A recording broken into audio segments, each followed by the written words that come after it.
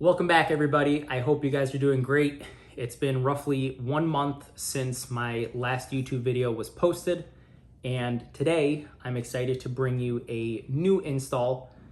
New, and you'll understand why I did this in a second, but it's not going to be 4Runner related. So for those of you that have been following me on either YouTube or Instagram over the past 2 years may have noticed that occasionally I might be in my wife's vehicle. She drives a 2008 Mercury Mariner, or drove, I should say, and it's been a great vehicle. We've had it for about 10 years. It had 60,000 miles on it when we got it, and recently we turned 217,000 miles on the odometer. Like I said, the car's been great, but we just kind of outgrew it. We now have 2 kids. We have goals to have more in the near future, and it's not a large car. In addition to it not being huge, the other issue that we were running into is once you hit the 200,000 mile mark, stuff starts coming due. And what I mean by that is in the last year, I put new tires on it. I put a new torque converter in it. I put a new electronic power steering on it, had to do lower control arms and ball joints, you name it.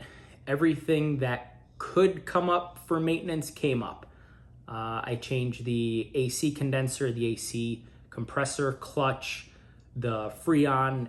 I mean, everything that could possibly go wrong with that car went wrong as soon as we hit 200,000 miles.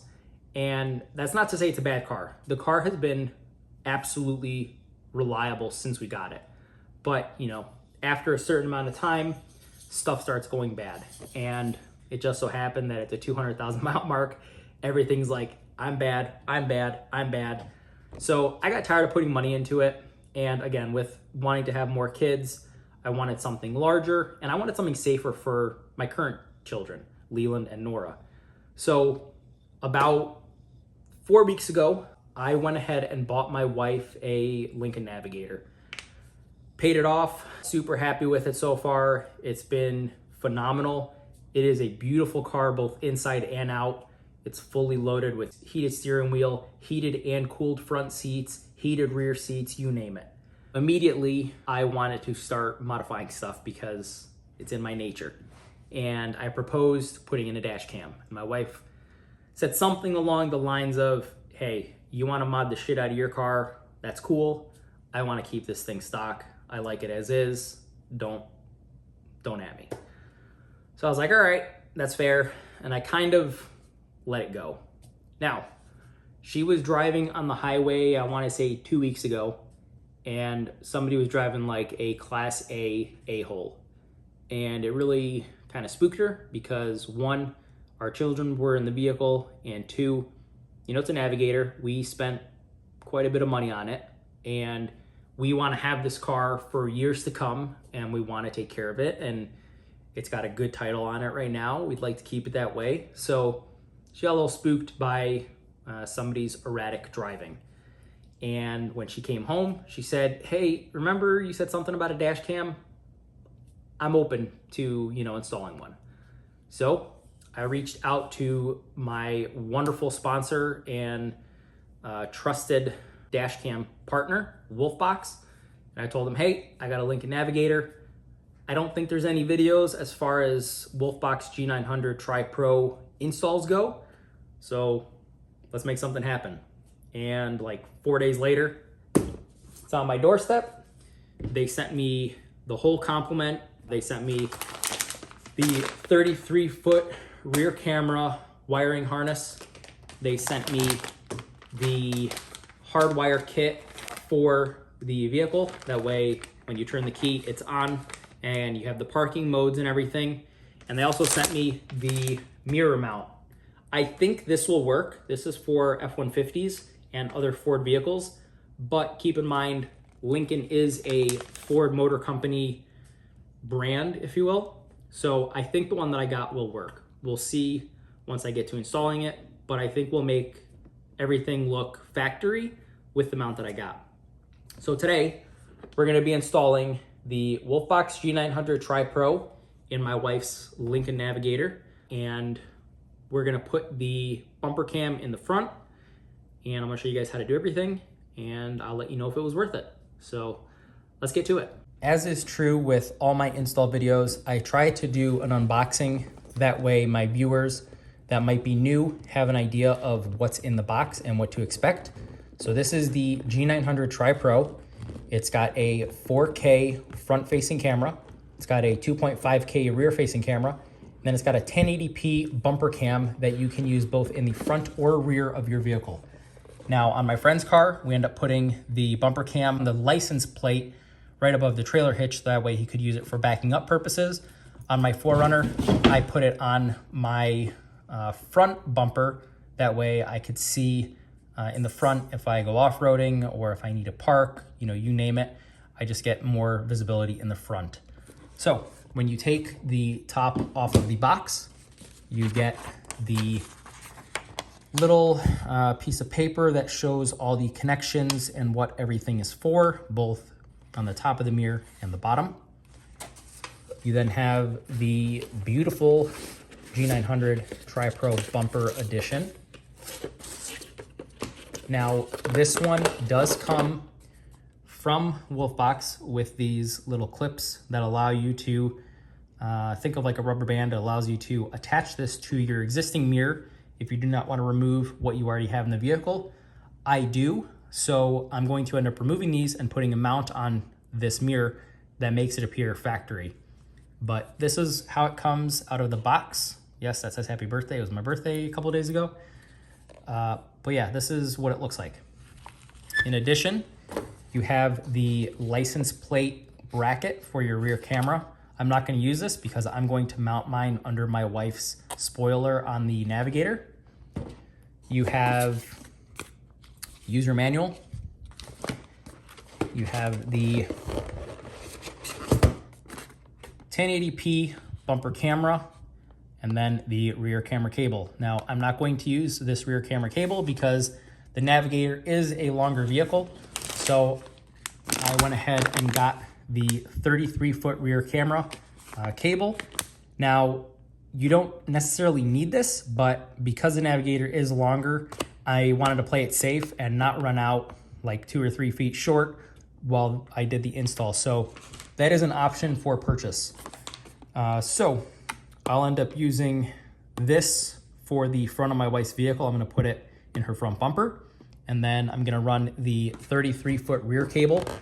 And once I get that cable run, I'm going to attach the 2.5K rear camera, and then I'm going to put the GPS module up front, hopefully tucked in the headliner so that we don't see it.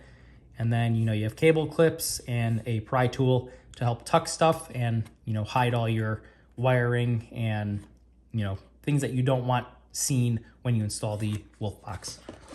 And then other things, these are the rubber straps that you use for affixing this to your existing mirror, if that is what you choose. We're not going to do that.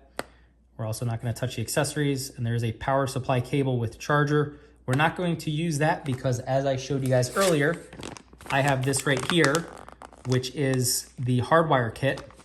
So what this does, this plugs directly into the mirror up top right here, and you connect it to your fuse box, both a always hot and then a hot when the key is in connection. And what that allows you to do is when you're driving the vehicle, it's got constant power. When you turn the vehicle off, it has power to it. Like if you hook it up to, let's say, a adjustable seat that's always hot, and if somebody hits your car, bumps into it, if you have the G sensor enabled or the time lapse enabled, it will take pictures and videos while your car is parked. So this is a nice little add-on. It's not that much more money to buy, and I think it makes more sense for 2 reasons. One, you get the parking protection, but 2, you don't waste your cigarette port and you don't have wires, sticking out from your cigarette port. This will be all nice and neatly tucked away. So for that reason, I wanted to use this. So that is everything that I received. This is that bracket that I told you guys about. So what I'm going to do right now is unbox this bracket, and I'm gonna go ahead and assemble it on here. That way, when I get out to the vehicle, I can remove the old mirror and put this in its place. If you end up purchasing the bracket, you're gonna notice that there's 5 of these screws that come in a little plastic bag. What those screws are for is to attach the arm that attaches to the windshield to this plastic piece right here. You put the 4 screws in there. You will have an extra. Wolfbox includes an extra in case you lose one. And then once this is secured, you're gonna take this, remove these 4 pieces right here, drop it in place, use the existing hardware in here to secure it to the mirror.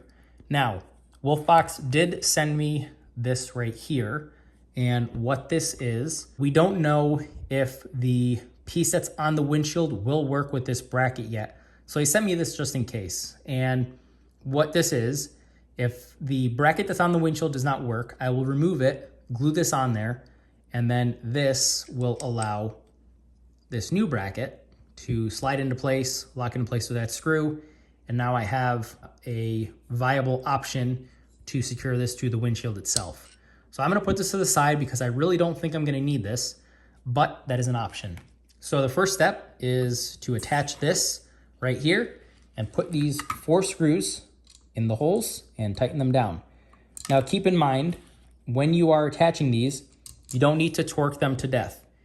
All that does is increases the potential for either breaking the plastic or stripping out the metal that is right here. So again, finger tight, don't overdo it. There's absolutely no need. This system, I've had it in my 4Runner, both the G900, the G900 Pro, the G900 TriPro, cabin and bumper version. And, you know, just hand tightening them, I'm happy to announce that it does not rattle or vibrate. So the setup that they have is a good one. There's no need to over torque anything. With the bracket mounted to the windshield attachment piece, I'm not gonna put that to the side.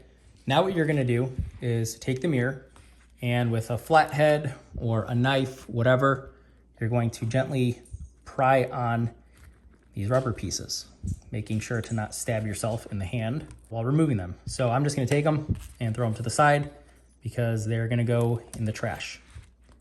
I will not use these little brackets that they provide because I want the professional mount that goes on the vehicle and makes it all look OEM and stock. So I'm going to remove these 4 pieces, discard them. The next step is take a screwdriver, put it in the hole, and loosen those 4 screws. So I'm gonna loosen the screws and then I will drop them all on the table at once. And don't worry about this glue. I'll show you why in a second, but it is not a factor. So you see how that pops out? You're also going to throw out these little pieces where the glue is on. So that's why I said don't worry about it, because you will not eat them.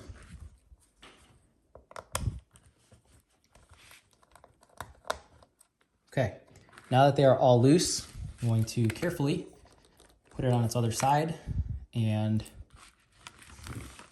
a majority of them fell out. You might need to re-loosen it. All right, so once you drop out the backing, these just slide out like so. Again, put them in the trash. You don't need them if you are doing the bracket that I showed you. So now what I'm gonna do is take my flathead and just work these screws out because you are going to need these. Those 4 screws are put to the side and the mirror is ready to accept the bracket. Now this is, I would say, a critical step because if you don't do it correctly, you're just gonna be wasting time and backtracking. So if you look at this bracket, the screw is on the bottom side, okay? This right here can mount any way. This part right here has to face down because if you look at it from the back, you wanna drop it on the bracket and it gets smaller up top. That way it doesn't fall out.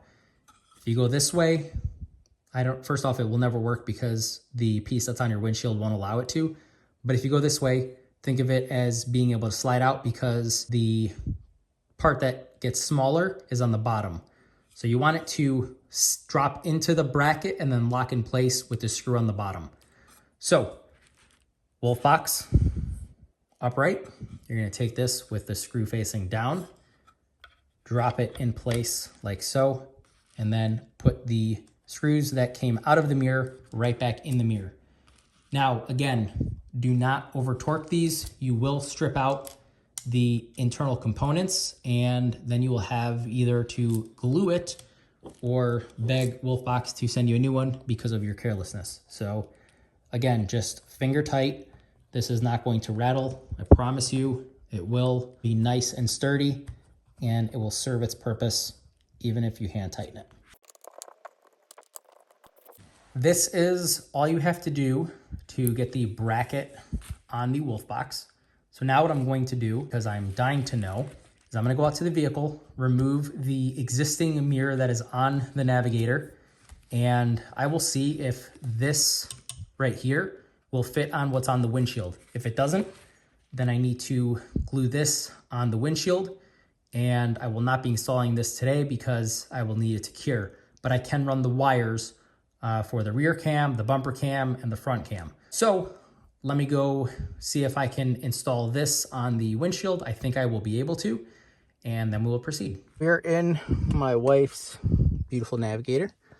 Now, there is a plastic piece up here, which you can remove with your hand. You just need to pull down on the sides. I just did it one-handed. All that's holding it in place is two metal clips up top, two plastic clips on the side, and then these little rubber bumpers on the bottom. So I'm gonna put that to the side, and then let me turn on my headlamp and get my screwdriver. So I don't know what size star bit this is, but if you raise the mirror and look underneath it, oh look, there's another screw that's holding it in place. So I'm going to unscrew this, and this will hopefully come out just like the one that's going in. Once you take the screw off, you'll notice that there is a wire going into this mirror. That is the auto dim feature for this mirror. What I'm going to do is disconnect it right up here, because we will not need the auto dim since we're going to have the Wolfbox camera. It's that easy, guys. This is just clipped in right there. You loosen the clip and then you unplug it from that connection right there, and now the mirror is free. So let's test the G900 TriPro and see if it works on this bracket. Hot diggity damn, I was right. So you can buy the Ford F-150 bracket for the Navigator, and it will drop right into place. I will link the bracket in this video. That way, if anybody owns a Navigator and wants to install this, they can go ahead and do so with the correct bracket. I have gone ahead and tightened that screw down. So now this is on here nice and firm. And I'm super excited because since there's this plastic trim piece that goes right here, I can hide the GPS right up here, and you'll never know that it's in here. So she'll have phenomenal GPS signal because it will be facing up, but you'll never see it. So super, super excited about that. That is huge because I'm all about not seeing wires and having it very nice and clean. This setup is going to look phenomenal, guys. So hell yeah, I'm so pumped. If you look closely, the GPS antenna is plugged in. It is routed through the wire holder where the mirror wire came out of. And then I tucked it behind the old connection for the mirror, making sure to leave this metal spot open for the cover to go back into. And the antenna is right there. And then the wiring associated with it is tucked right above it. So this will be able to close, and all the wiring will be tucked neatly behind the plastic. So now what I'm going to do, there is a fuse box right behind that trim piece. I'm going to access the fuse box, plug in the hardwire kit, run it through the dash, up through the A-pillar, across, and then have it pop out right here. That way it's got constant power. We start taking the footwell passenger side apart to expose the fuse box that's in the vehicle. I want to talk about the hardwire kit. So this is the hardwire kit. You have the part that plugs into the mirror, USB-C. Then you have three wires. The black one is your ground. The red one says ACC. That is only hot when the vehicle key is in, or in my case, push to start. So the key's in the vehicle and that button is activated. That goes hot, okay? This will power your mirror when you're driving.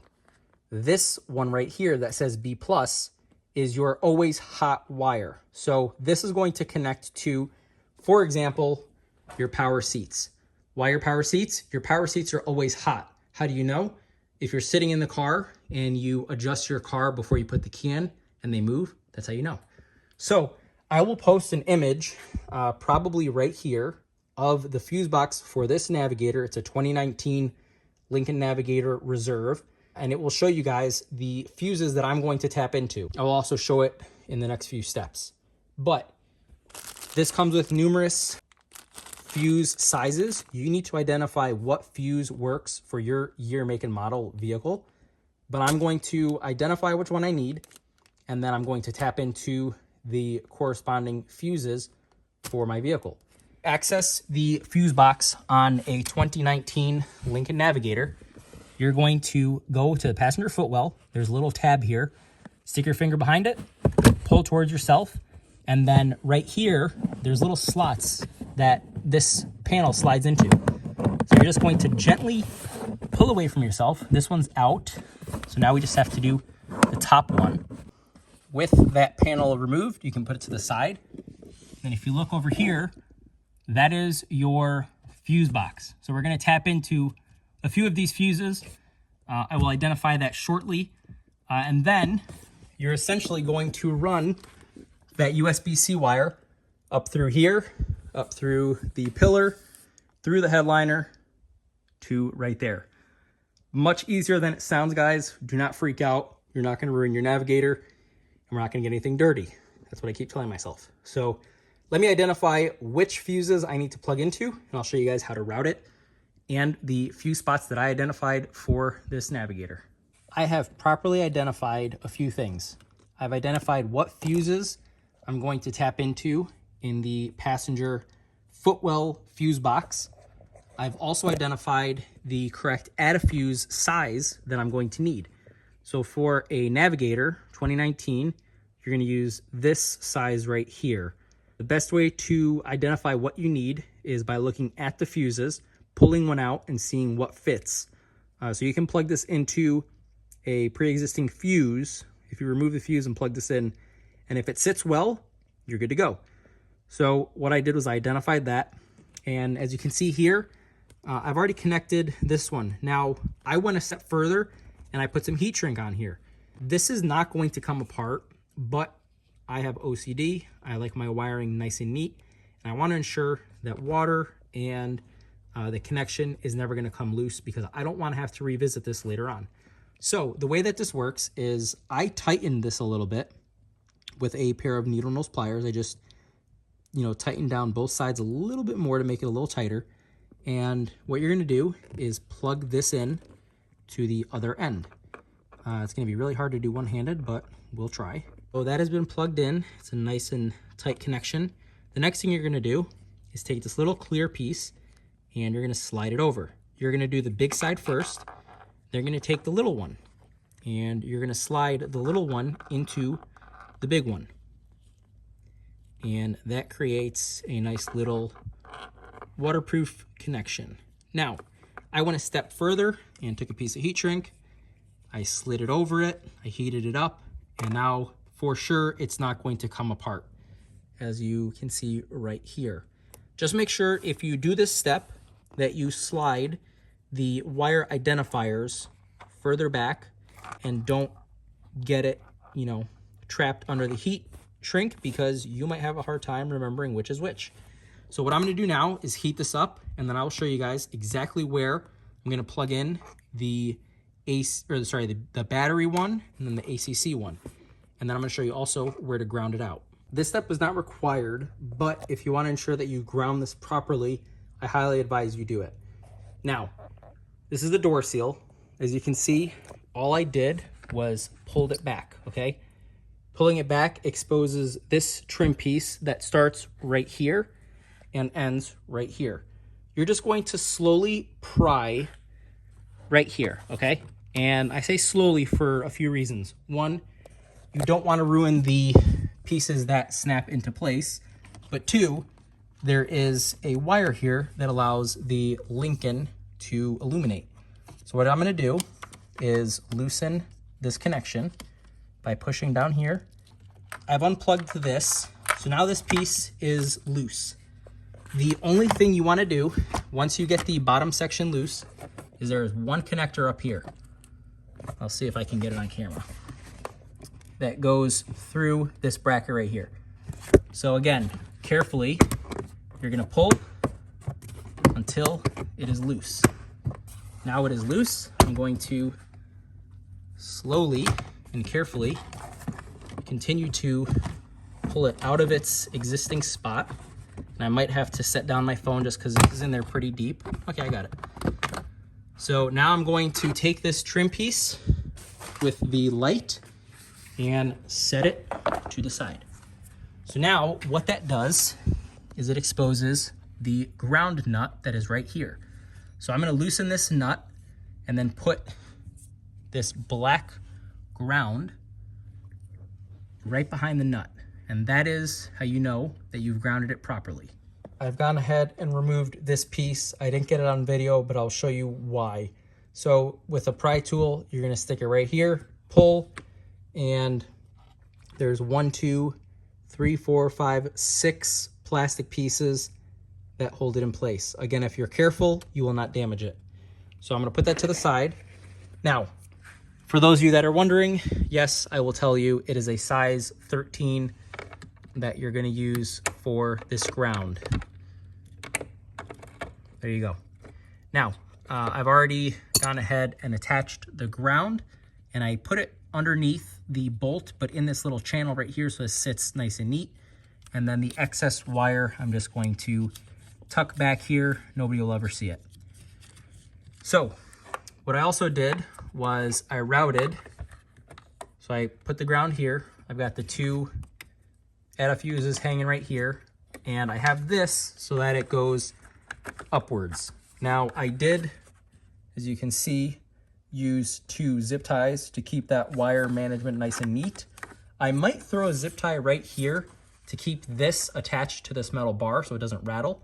But what you're going to do next, I'm going to attach the fuses to this so I can get this all closed back up. And then I'll show you guys how to route this up to the mirror itself. But that's what I did, is I grounded it and I left it so that the wires hang on the inside, and then put this here so that it follows the natural part of the car with this facing upwards, and it'll be nice and neat and there won't be any bends or kinks in the wire. All right, looking at the passenger footwell fuse box, if you put the yellow wire or the B+ wire, which goes straight to the battery and is constant power, in fuse number 2, that is the driver's seat switch, that allows the Wolfbox to get power when the car is off.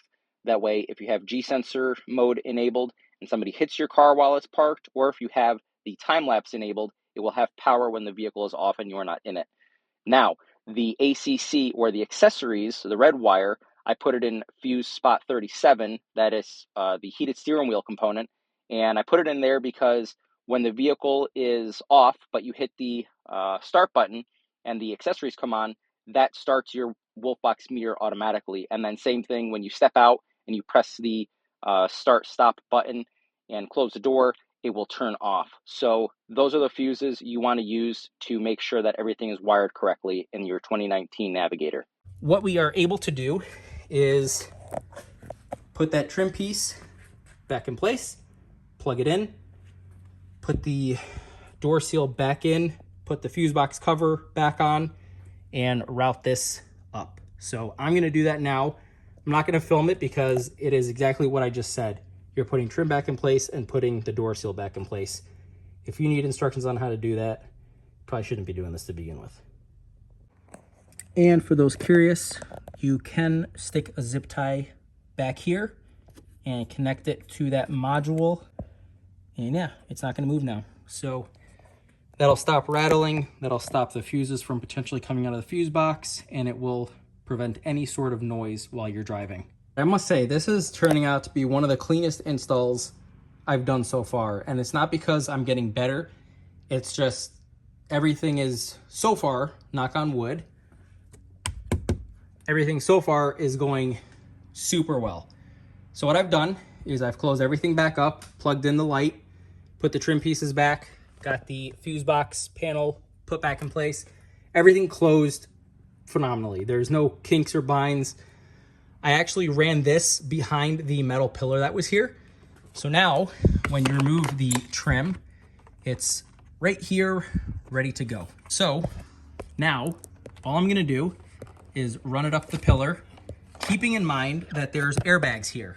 Now, what I'm not going to do is cross the airbag's path. I'm gonna put it right here in this channel, let it just rest. And then when I get up here, I'm gonna route it across because there won't be airbags after this point. Let's do that now. Once you get to this step, you're going to simply tuck this right there like so, okay?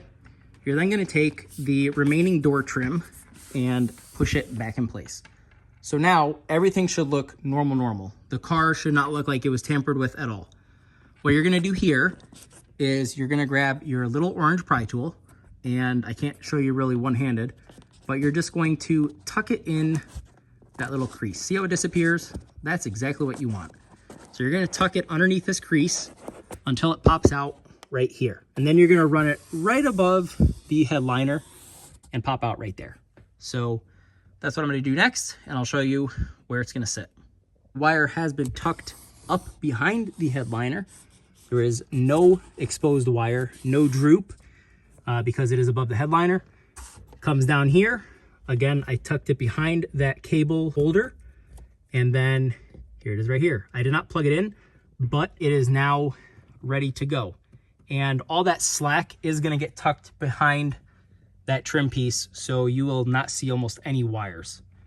So now what I have to do is run a wire from the front all the way back through what feels like forever of headliner and have it pop out the back. Remember how I said this was going really well? Yeah, mother F, this sucks. I'm not exaggerating. I just spent the last probably 2 hours trying to figure out how to get this GD camera where it is right now. And I'm gonna walk you guys step by step. Now, what I didn't know, because I'm a first-time Navigator owner, is this window actually opens. Now, yes, there's a handle here, but I could not find a freaking button for it inside the car, on the key fob, or anywhere. Well, turns out it's right there. So that opens up the window, that opens up the lift gate, or if you use your foot, you can get it to open. So this is a little bit of a complicated install for the rear camera. Now, the first is obvious. Take a measuring tape and measure that. That is 16.5 inches wide. So what I did was I took a piece of blue painter's tape and went 8 1/4 right here. So that's how I know that that is the center of the light bar, or the third brake light. And then I centered the camera on it.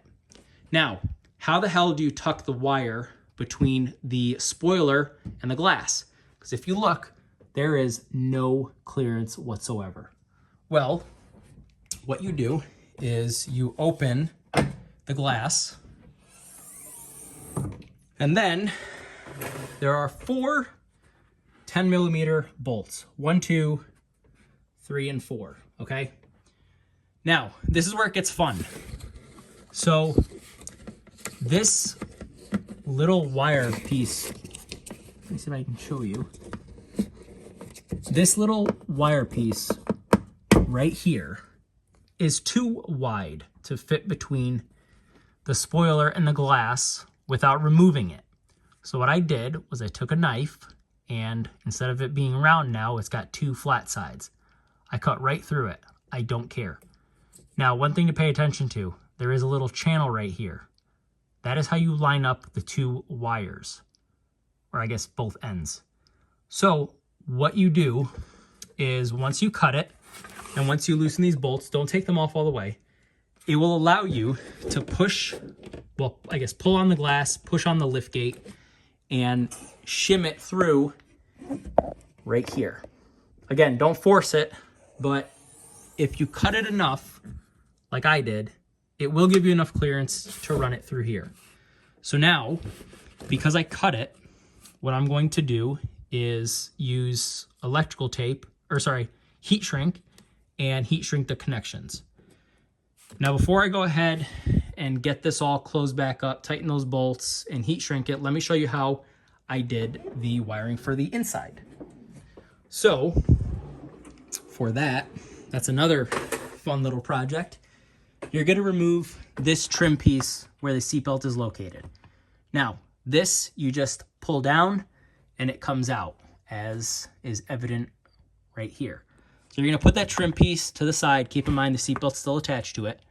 And then what I did was I loosened this right here. So if you lift up on this plastic, this is the water line for the wiper blade as well as the rear camera. It's a cleaner. So what I did was I removed this connection so that this was alone, and then I pulled the gasket through the top, okay? And when I pulled the gasket through the top, I ran the wire through the gasket. Guys, this is a pain in the ass, and you're probably gonna tear the gasket like I did, but it will go back in place, and you should be fine with water because there's also a gasket up top for the spoiler. So I ran the wire through, and this is where we're at with the wire. It's all 33 feet of it are right there. So now I'm going to close this back up, and I'm going to heat shrink the connection. I'm going to heat shrink that and then put this on both sides of it. That way water does not have any possibility to get in. And then once I do that, I will run this wire to the front of the car. Shrink piece number 1 is on there. This connection is solid, it's not going to move, but I'm going to put a piece here and then a piece here, prevent any sort of water from potentially getting in here and causing an issue with the circuitry. All right, I have got everything buttoned up top. I put 2 zip ties just to hold everything together. So we're good to go.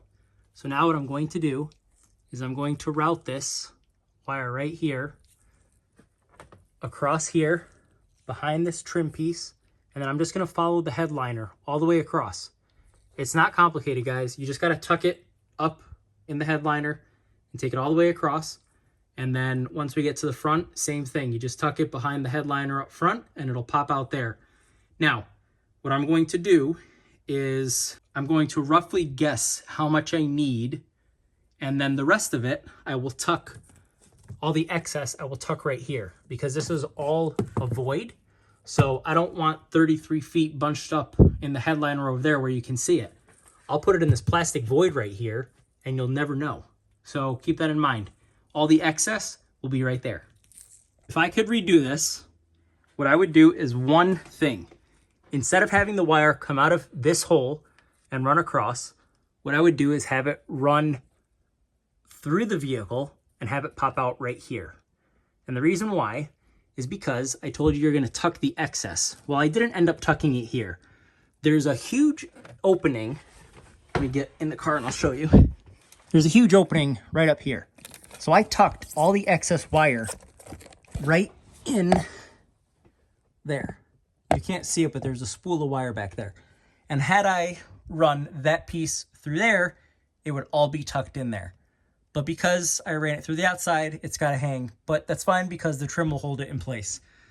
Anyways, I wore gloves because my hands were a little dirty from doing the exterior work.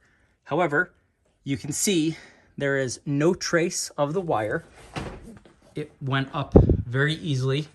To get it through here, pull the door jamb, door seal down, run it across, make sure to not put it on the airbag, and then continue on. So if you look, it goes all the way there and pops out right here. Now, what I recommend, get a rough guess as to how much you're gonna need. How do you do that? Well, tuck it over here because you know for sure it's gonna be tucked over here, and then run it loosely over there, okay? What I mean by that is don't actually tuck it in and go this way. Run the wire very loose, leave all the excess right here, run it all the way over there, plug it in, and then start tucking from there and work your way back. And then any excess that you have, roll it in a spool and tuck it up here. That way you don't have a ton in your headliner that's causing sag or weight. It's all up here. It's never going anywhere because it's in the metal. So that's how you do it. You affix it here so it's got somewhere to anchor it. Let it hang, plug it in, and then tuck it and work your way back. That is the easiest way to have the least amount of wires in the headliner and prevent droop or sag or wires showing. So now what I'm going to do is reinstall this trim piece, and then the last thing to do is to install the front bumper cam. Thank you to the service techs at Lincoln for breaking these flaps on not one side but both sides. Yeah, ripped them clean off. Anyways, to do this next part, you're going to remove all these little plastic pieces that hold this trim in place. So have patience and remove all of them. Now what I have is this little trim removing tool, and it allows you to get underneath the head, pull it up, and then you can get under the body and pull it up. So what I'm going to do now is collect all of these pieces, put them in a pile. That way I don't lose them, and then I can reinstall them once I'm done. But you have to remove these to gain access to the front grille, because I'm going to put mine right here. That way it's out of sight, but it still will be able to record as a true bumper cam. Okay, what I did was I dropped the wire down this hole, and I went all the way to the bottom, right down there. Kind of hard to see. And then I went underneath the vehicle, and pulled the wire through here, and then I routed it over the frame, and it came out right here. Went through this hole, and keep in mind this, in this box, there are flaps. So if you look closely, there are these flaps that are behind the grill, both on the top and bottom. Those flaps allow temperature changes. There's a sensor somewhere over here that regulates the engine temperature, and in the winter, if it's really cold, it will keep these closed, and in the summer, if it's really hot, it will open these more, and it just helps adjust the engine's temperature more effectively. You want to make sure that this wire does not interfere with those flaps. You don't want them opening and closing on the wire. Now the way mine's routed, it does not interfere, but it comes out right here, and what I'm going to do is attach the camera to it and then pull the slack back up. That way there's none hanging in front of the flaps. I did go a little overboard with the shrink tubing, but I wanted to make sure that rainwater, salt water, none of that got into the connection. So now, if you look right here, I am in the first thing. Reason why I chose this is up here it's flat, and on the other ones there is a bevel, so you can't really stick the camera there properly. I also took the bracket and reversed it with the adhesive facing up, so I can just go boop and stick it there. So now what I'm going to do is I'm going to pause the video. I'm going to center it on the emblem and then push it in place and then pull the slack through. I have pulled all the slack through. What I did next was I put the wire underneath this white bracket right here, and then on the other side pops out right here. Now once it gets to here, I route it underneath the air filter, and now it's just hanging. So now what I need to do is poke a tiny hole in that boot, and then I can route it into the cabin. Now on the inside, what I've done is I've already removed this trim piece right here that goes underneath the steering wheel, right there. And then I removed the side piece, just like on the other side of the vehicle. And then with my pry tool, this one right here, I went ahead and popped out this plastic piece and this plastic piece. And now I have a straight shot. I know it's hard to see because there's wires, but I have a straight shot to the firewall boot. I know it's really hard to see because it can't focus, but behind those wires is the firewall. And that is the rubber boot that we just saw inside the engine bay. And that will give us access to that wire. And then we'll route the wire once we pull it through, up through here, straight to the mirror. So that's what I'm gonna do next. I'm not gonna record it because as you see, it's kind of a crammed space and it's kind of difficult to record and do it. So I'm just gonna go ahead and do it and then I'll show you the next step. All right, that was actually a lot easier than I thought. So I made a slit in the boot,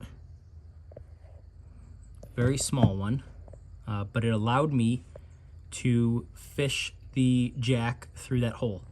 I then went to the other side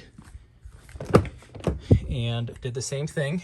I used my Milwaukee blade and cut a hole through the boot.